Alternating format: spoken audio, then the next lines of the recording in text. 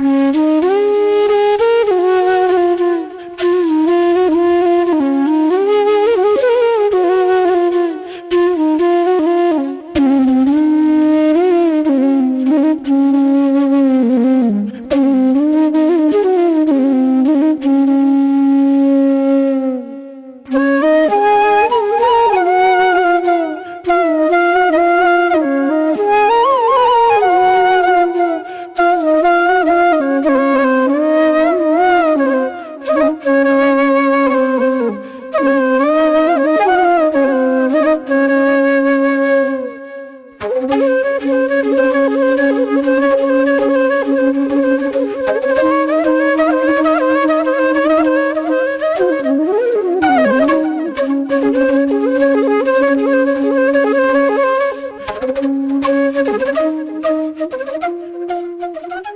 are so disintegrated within ourselves that if a person wants to do something, he just does the opposite of it. And that is the reason why we accept this kind of juxtapositions in life, what was told by him about music and about everything. Music has come out of God's love to us. Anything that is not for God's love is not music. I'll give you an example. There was a lady who used to do some sort of a qawwali. And I was on the censor board, I censored her qawwalis. And I said, this is not a qawwali. She said, why? I said, this is called as mujra. This is a horribly sensuous and horrible thing. It's an insult of God. You can't sing like that. So she said, no, this is qawwali. I said, do you know qawwali was never sung by women and was never done in this dirty fashion, the way like a prostitute you are singing this qawwali. Is always, all the music was in the praise of God. And that's why Muhammad Sahib said that all the music should be in the praise of God and should not be. So we had other things like naat and all that. But you find, even at the time of Sri Krishna, all the music was to be just done for rasa. Ra is energy, sa means side. With Radha, they were playing together, playing rasa, and that's how they were doing the circulation of the energy to integrate themselves and singing the music. It is for that. But you find that people don't understand. They use music for sensuousness. It is anti-God. This music force has come to us to praise God. That's all, for nothing else. For doing all kinds of dirty things and singing all kinds of funny things. Imagine, and the reaction is built in so much. When he said that all the music should be in the name of God, we have a person like Aurangzeb who would not take to any music. He was such a staunchy fellow. And the other Muslims who came in would not sing anything that is qawwali or anything, would sing horrible ghazals, which are just describing the separation of a woman and a man and all kinds of dirty things. With this disintegrated temperaments, people took to anything that came to them just to please themselves. When the advent of this thing, like Umar Khayyam, who is he? He's anti-God, absolutely anti-God man. Horrible. But people appreciate him very much. Umar Khayyam, what a poetry it is.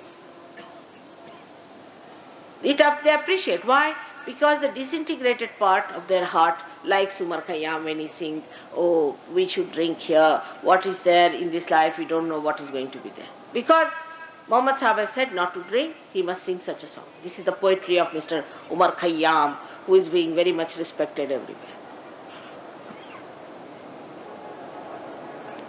And he is very much regarded as a great poet in Iraq, where today Khomeini is one great horrible man is born, and he still respects this Umar Khayyam. I don't know how can he respect him. What a contrast! It is just see. What a contrast! This Umar Khayyam singing dirty songs. They are not in praise of God. Music which is not in the praise of God is not music, is ashleel, is filth, is dirt. Our classical music in India was based on Om. Even at Kundalini, when it reaches here, at the Vishuddhi Chakra, it makes all the sounds of A, A, I, I, U, A, I, O, Au, Ru, Ru, Lu, Lu, Aha. All these 16 vowels are coming from the 16 chakras, or the sub-chakras, or the petals of this Vishuddhi Chakra. These are Bija Mantras of the Vishuddhi Chakra. All the vowels come from here. And when we sing dirty songs, we spoil this chakra Vishuddhi. That's why all the people who sing these dirty songs have to take to drinking, because I think they can't bear, or they can't do it. They can't sing these bad songs unless and until they take to some sort of an escape from God. So music and drinking started going hand in hand. In the West, the music broke all its traditions because they had no sense left in them to recognize that music is meant only for God, only for hymns, to be sung in the praise of God. All music should be in the praise of God. All ragas should be in the praise of God. We had no namaz system of different times, but we have a system of music in different times. At different times, a certain music should be played, where you describe a mood, and all the moods that are described have to relate themselves to God. There is no other mood that is enjoyable to the spirit that does not relate to God. There is no mood which one can enjoy. Even Bibhatsa, the mood of Bibhatsa is grotesque. Even that mood one enjoys, one can listen to when they see the filth and dirt. The left side is so scientific. Our music system is extremely scientific because it was taken in the form of this music, when actually the Kundalini moving into different, these Sapta Swaras. These 7 Swaras are built in our 7 chakras. We start with Sa, then Re, Ga, Ma, Mother, Pa, Da, Ni. My name also starts with Ni. These 7 Swaras are built in with 7 notes, and there are Vikrutis, Vikrut Saras, which are the side, other chakras that we have to make about 12 swaras. But nobody understood the real meaning of music. Sharada, the goddess of Saraswati, is the one who carries the message of Virata within us and tells us how to sing. She tells us what is appealing to God. How these ragas were made also, just think of it. Because first they chose the notes, the aroha, avrohas, the going up and down, which was appealing to God. So the melodies were created. Melodies are fixed. You cannot change the melodies, the notes, because they found out that at this point the spirit awakened. On the vibrations they found out. They found out that when they sang, this way it worked out. The veena they played and they found out the exact swaras. Exact swaras, which would really make you feel nice. Now you know that those people who have come from the West don't understand any Indian music on the mental level. But they understand at the spiritual level because their spirits get filled with joy and the vibration starts flowing. The sense of music, this depiction of music was done by Sri Krishna. It is he, the one, who taught Tala. Of course, We can say that Shiva is the one who dances the tala.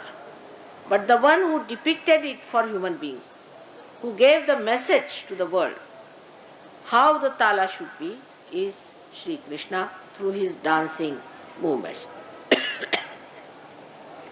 He kept the tala all the time. Like the way he stands itself suggests how he kept the tala. And he played the murli also to suggest that music is what God's love is. His music is suggestive of God's love. That suits you, that clears you, that makes you happy, that gives you joy. And that's why he suggested through his singing, through his music. He never wrote any poetry, did he? He never wrote any poetry as such. But when he spoke in Gadya, in the prose, it became Gita. Just when he spoke, it became Gita. Of course, people have tried to spoil quite a lot of it, the rhythm, which I feel sometimes when people recite it. But still, we must say when he really created it, it was for human beings to create poetry out of prose. Out of prose, he made it communicable, because people could first only understand the music, the rhythm of the music. They didn't understand much words and things, but he made it possible. Even in Quran, if you read, the few words before starting every chapter, nobody understands. They are all nothing but mantra bijas. But they put it there. They knew people won't understand, but he put it there because people would understand. All these things you may not understand. You may not understand me either, possibly. But whatever they did was for your hita. This is what happened at the time of Sri Krishna, that he established the concept of hit. Because it was said that you must speak the truth and you must speak the thing that is sweet, priya. Satyam bruvet, priyam bruvet. It was the message of Sri Krishna that you must speak sweetly. Those people who have got a proper Vishuddhi Chakra speak very sweetly. Their voice has that enchanting method of capturing the hearts of people and not debasing them but elevating. So he said, you must do it sweetly. That was his main theme. Everything he did so sweetly that he created a leela out of his doings. It was a leela that he played. He said, this world is not a place where you should be serious, you should be short, you should be tense, but it's a leela. Just see the leela, the drama. The whole is a drama. So the whole thing is very sweet. If you see the whole world as a drama, it becomes a sweet thing. The sweetness of it, even if you see a person trying to be funny, you get a joy out of it. If you know it's a drama, you don't get worried. If somebody comes and murders somebody, you know it's all fake. It's a drama. It's a drama going on. And that's what he told people, that the whole thing is a leela, so that people should not get into serious moods and actually start acting in the drama in the real way.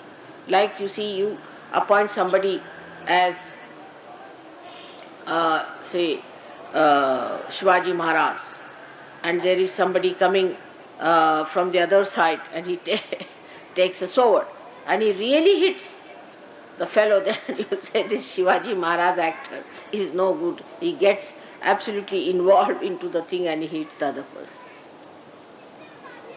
So it's a drama. And he made it into a leela. Leela, because it's a drama, no doubt. But when you get realized, you start seeing the drama and the play. And the whole thing is, you must have seen that most of the Sahajogis are always laughing, because they see the way things are happening. Even when they see a guru misbehaving or something, they just feel like laughing, how absurd it is. Like somebody came today to talk to me. And he told me, Mother, I have been to all kinds of nonsensical things. And he was just laughing. He said, I laugh at them now, what I did. He said, I went to one guru who used to give name to people. Say this nama, that nama. I made such efforts. I went to people, recommend my case, because he was not so rich, you see, so he was never got the name. And he was saying, give me the name, I must have the name. And the guru was saying, no, you have to wait still. He said, I poured so much money in his seva peti, and which were large seva petis were put, I did everything. But he would not give me a name. And ultimately, when it came to that, he said, all right, I'll give you a name. And he gave me a name, which I started taking. I really became mad after that. I started getting headaches, this, that. Then he said, all right, you have to suffer. If you don't suffer, you must go through it. You asked for the name, so you have it. And when he came to me, he was looking like nothing on earth, I tell you. In a very funny shape he came to me. But now he's completely cured. I could not even recognize him the other day, I just saw him. I said, oh God, are you the same person? So he said, Mother, now I laugh at all these things, and I just see that how people are stupid. To go to these false people, follow false ideas and false conceptions, and how they are missing the point. And he asked me a question, have they to go to that limit of destruction to come to you? I said, I don't know about them, what they have decided. But it is true that people are so stupid that they take to all these ideas and all these negative things much more easily than to the positive things, because of the Vishuddhi chakra being spoiled. If your Vishuddhi chakra is not spoiled, your hands are working better. Many people who get realization do not feel vibrations in the hand because their Vishuddhi chakras are not alright. Now what does that mean, that your Vishuddhi chakra is not alright? First of all, by temperament, you are not a collective person. By temperament. You are not a person who enjoy collectivity much. Like people who are fussy. I want this, I want that, I want to sleep on a proper bed, I must have this, I must do that, this kind of a I. Those who have too much I in them, because both ego and superego start from this Vishuddhi chakra. You see, a man who is an egoistical person is not able to see the collectivity at all, because he is separated with the rest of them. His ahankara covers his being so much that he cannot enjoy the collectivity. Now, you see, Sri Krishna lived with whom? With gopis, little boys. He went and used to look after his cows, just looking after the cows. None of these incarnations you'll find were interested in rich people or anything. He went and stayed with people who were very ordinary from the worldly point of view. And there he played, and there he did all these tricks of sweetness. He used to steal the butter. He used to steal the butter. And many people who are criticizing him always say, oh, he was a thief. Yes, he was a thief. He was the thief of the thieves. So what? He used to steal the butter because this butter was taken to Mathura by these ladies to get some money. And that was giving more health to all these horrible Rakshasas who were in Mathura. So he didn't want this to go there and give them this good health. And the best thing was to steal the butter so they don't get it and they starve on they have their deficiencies of the vitamin A and D, you can call it, and that they suffer from bad throat and they have no strength in their hands when they pick up their swords. So this was the way to hit them so that they could not fight the forces of good. So in that he proved that a higher goal is to be achieved by giving up smaller silly, stupid goals. The hita is the main thing.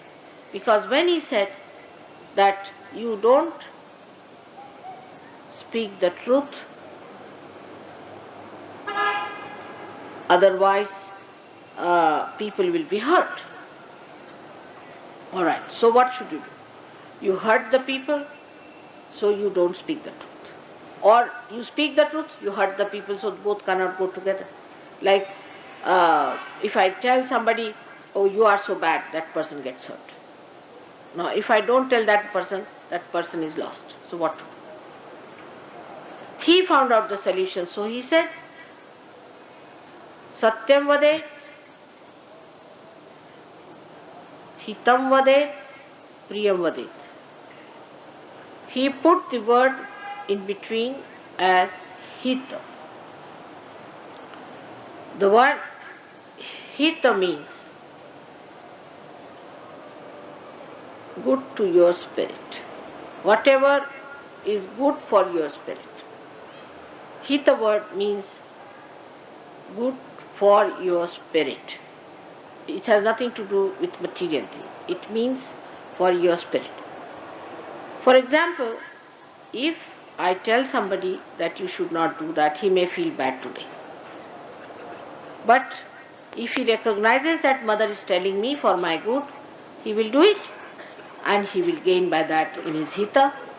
Or else if he does not do it later on, supposing I don't tell him and if he doesn't know about it, or even if I tell him he does not do it, he is going to feel bad, so that it is not priya to his spirit. It is not priya to him.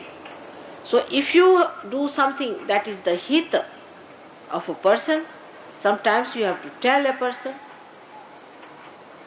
sometimes it may look very, very painful. The other day I told somebody that you don't cure anybody because you are not strong enough to cure.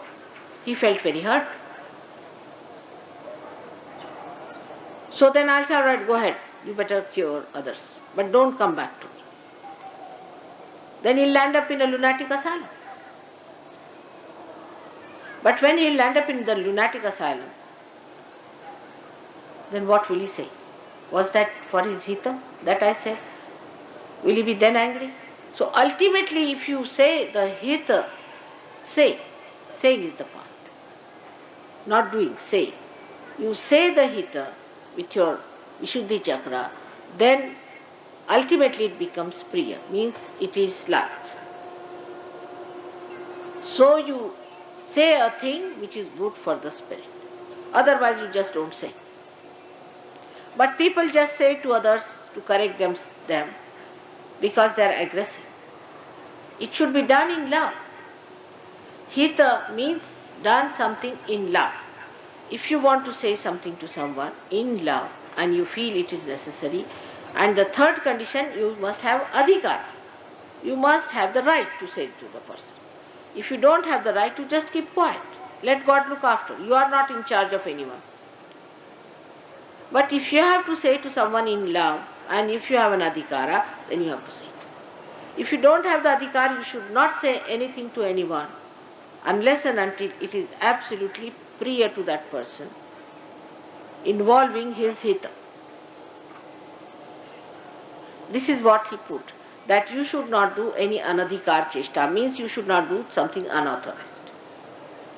Like I would say, somebody comes to me and says that, where is that person whom I want to murder? Then what is the truth? Should I tell him, all right, this is the truth, you go and kill that person? According to the strict government law, it may be. I don't know if it is. I don't understand the government laws at all, or the human laws. But it is not. Then what you have to tell him? You just keep quiet. He has no adhikar, he has no right to ask you or to get this information from you. You just keep quiet, I don't know. Then he may beat you, do anything, you just say, I don't know. It is anadhikar cheshta.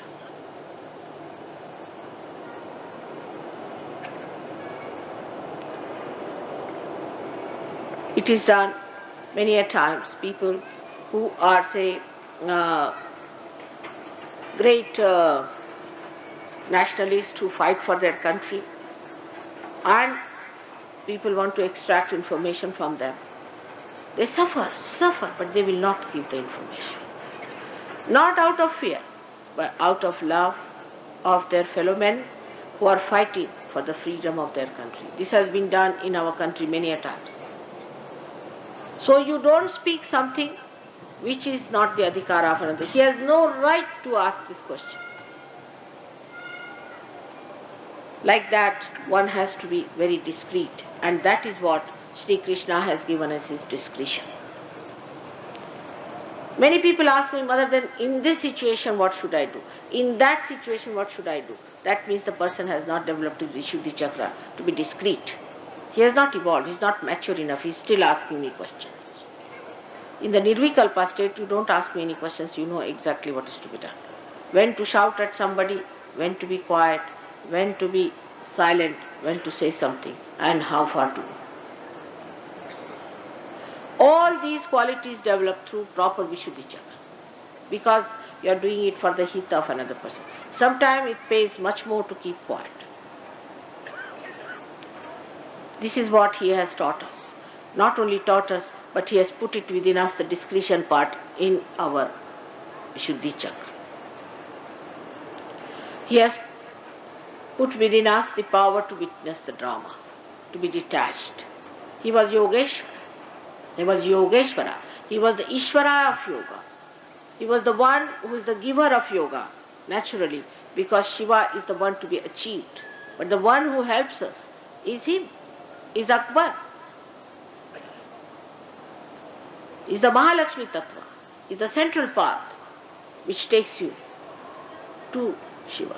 So he is the one who takes us there. It is he who is supported by all the prophets.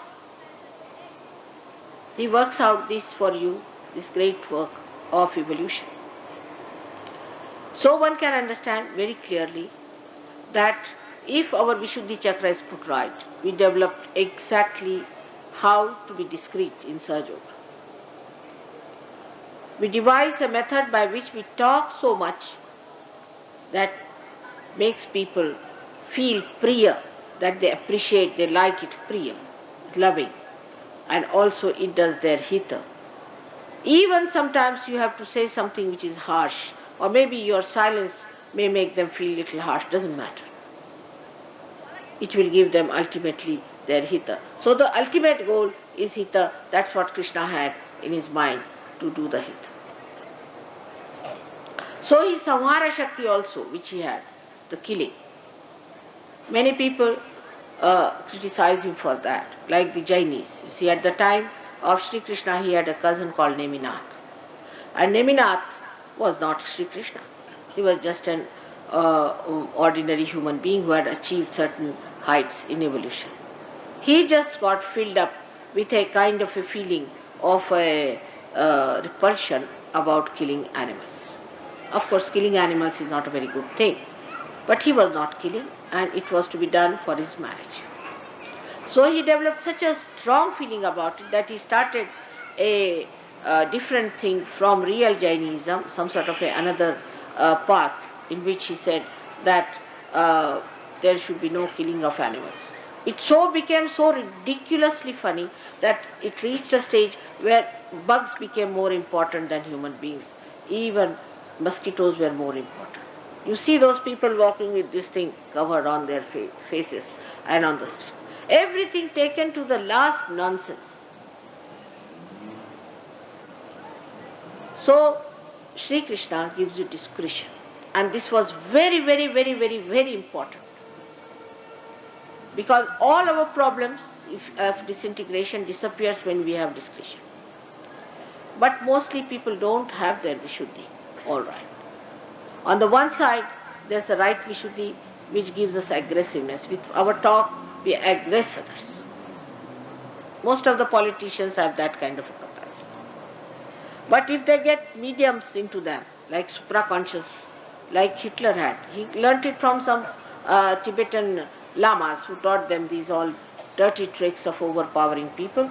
He managed to put such spirits into them that they killed thousands and thousands and thousands and thousands of human beings.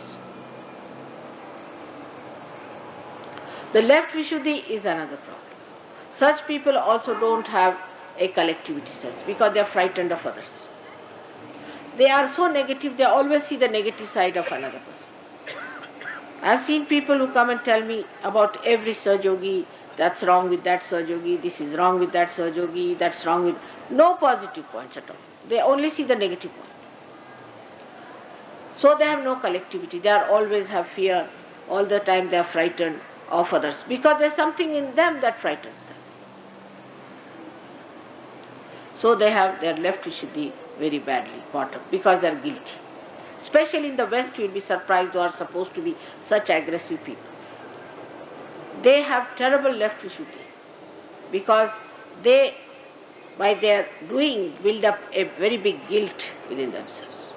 They see how they have been behaving, their community has been behaving, their country has been behaving, they develop a big guilt in their mind. Moreover, as Brian has told you, that it is cut, the roots are cut, and you start behaving in an anti-God manner, even without realizing that it's absolutely wrong. It's true. The left Vishuddhi comes up because they feel guilty, despite they are doing wrong things, with the knowledge that they are doing the right thing. They feel guilty. Because in the subconscious, the conscience of a person works it out. And that guilt is accumulating howsoever you may deny. But the left side goes on catching. And they have a left Vishuddhi. So one has to say that, Mother, I am not guilty. Is another side of ego where the ego's reaction hides itself into left Vishuddhi. And with that they start feeling guilty. I should not have done that. I should not have done that. Both attitudes are wrong. When you are on the left side, you aggress yourself and torture yourself. And when you are on the right side, you torture others and aggress them. So to be in the center is only possible if your Vishuddhi chakra is alright. Otherwise, you cannot. You have seen many people, when they get realization, they don't feel vibrations on both the hands equally. The reason is they have no balance. It shows on the hands. They have no balance. Now hands are a very important part of human beings after surgery. If your hands do not have equal vibrations, then something wrong with you. Whatever side you do not have vibrations, say if you don't have vibration right side, or you feel that right side is heavy or is hot, then definitely you are right-sided person. In such cases, maybe left side is absolutely numb. Those people have numb left side, means also they are right-sided. But in the left hand, if you have more vibrations and on the right hand you don't have any, then also it means that you are right-sided. Not that you are left-sided. But on the other side, if you have the other way round, then you are a left-sided person. That means the balance is not there. Your hand says that there should be balance.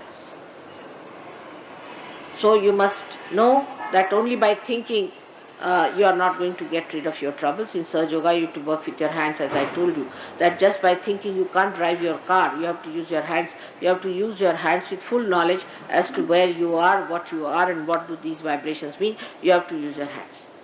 Now when you start using your hands for all practical purposes, other people might start thinking these people have gone mad, they are using their hands. But the same way they thought when Muhammad Sahib taught them to use their hands. They all laughed at him. But now, nobody is ashamed of it, nobody laughs at it, but they are doing all mechanically, not the way he has said.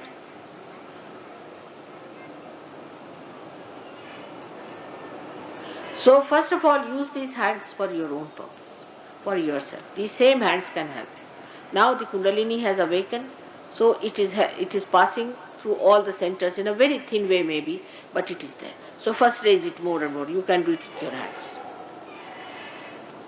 It's a circle. When your hands raise it, it starts flowing more in your hand.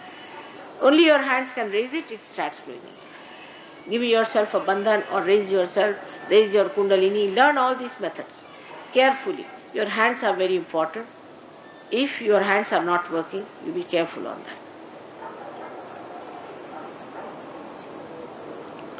You have to get your vibrations in your hands to begin with.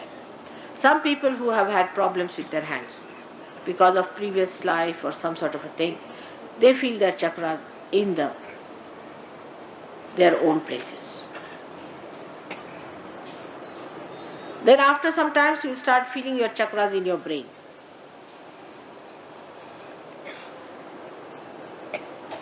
Doesn't matter. You will never feel anything uncomfortable with it. You will be able to manage.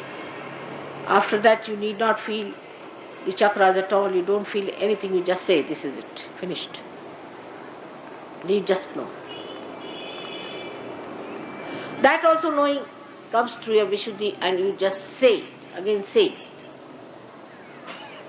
The most important function of the Vishuddhi chakra is that it should be pure and clean, because if you have to say mantras, your Vishuddhi has to be clean. All the mantras have to have the help of Vishuddhis. When a guru gives a mantra, first thing you will find he will have a left Vishuddhi patch. And any other chakra, whatever the chakra the guru has attacked. But first will be on the left Vishuddhi. So for that we use the mantra of Mantra Siddhi. The Mantra Siddhi comes on a person when his left Vishuddhi is alright. Otherwise he cannot be Mantra Siddha. Whatever mantras they say is all mechanical. Your left Vishuddhi should be alright if you have to say the mantras in a proper way to be effective, to have enlightened mantras. Even Allahu Akbar has no meaning if your left Vishuddhi is not alright. So you will see how in Sahaja Yoga left Vishuddhi is important and right Vishuddhi is important for vibration. So Vishuddhi chakra plays a tremendous role in Sahaja Yoga, because it connects you to the Virat, to the whole. So you come to the point where you know that it is through Vishuddhi chakra you know the whole Akbar. You get connected with it. The rapport is established through Vishuddhi chakra. And you can feel it. It's communicated. The rapport may be, supposing the hands are cut, still you might get your realization, many get it. But if you do not have your hands intact, then the communication is poor. Then maybe on your chakras you will start developing the communication later on. But this is the easiest way to feel the communication in your hands if your hands are sensitive. So what should we do to keep the Vishuddhi chakra is the problem. I have been told that I should finish my lecture soon and go away soon. But I think I should finish this today about Vishuddhi chakra.